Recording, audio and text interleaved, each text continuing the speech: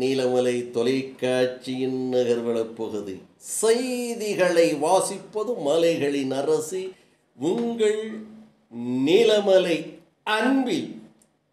இன்றைக்கு திரை உலகம்.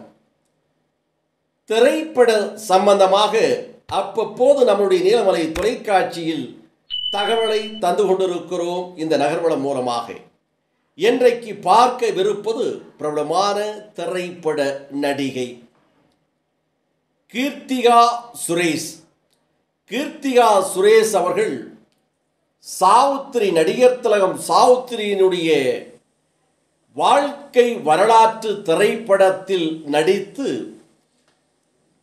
பெயரையும் புகழையும் பெற்று சிறந்த நடிகை என்ற அவார்டையும் வாங்கி தமிழ், தெலுங்கு, மலையாளம், இந்தி என பல மொழிகளில் பிஸியாக நடித்து கொண்டிருக்கும் ஒரு நடிகை என்பதோடு மட்டுமல்லாமல் நன்றாக நடிக்கக்கூடிய ஒரு நடிகை என்பது எல்லோருக்கும் தெரியும்.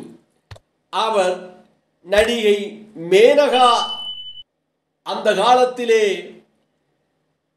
பிரபலமான நடிகையாக இருந்து சூப்பர் ஸ்டார் ரஜினிகாந்த் அவர்களுக்கு ஜோடியாக நடித்து புகழ் பெற்ற நடிகை மேனகா.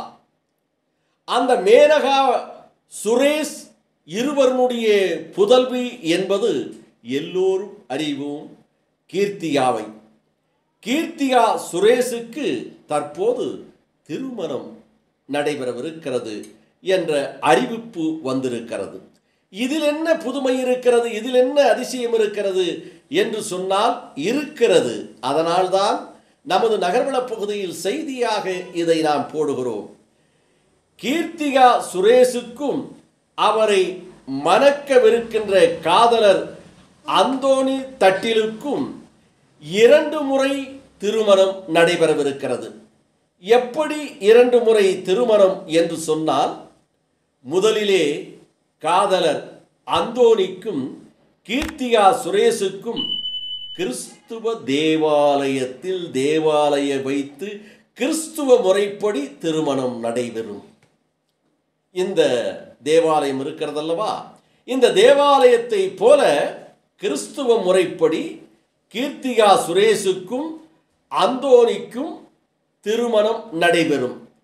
இரண்டாவதாக திருமணம் கோவில்களிலே கீர்த்திகா அவர்கள் இந்து சமுதாயத்தை சேர்ந்தவராக இருப்பதின் காரணமாக அதில் இவருக்கு இந்து கோவில்களிலே ஒரு முறை திருமணம் என்று 2 முறை திருமணம் நடைபெறும் என்ற தகவல் இன்றைக்கு ஊடகத்திலே பவனி வந்து கொண்டிருக்கிறது, செய்தியாக வந்து கொண்டிருக்கிறது என்பது ஒரு சிறப்பு செய்தியாக இருக்கிறது.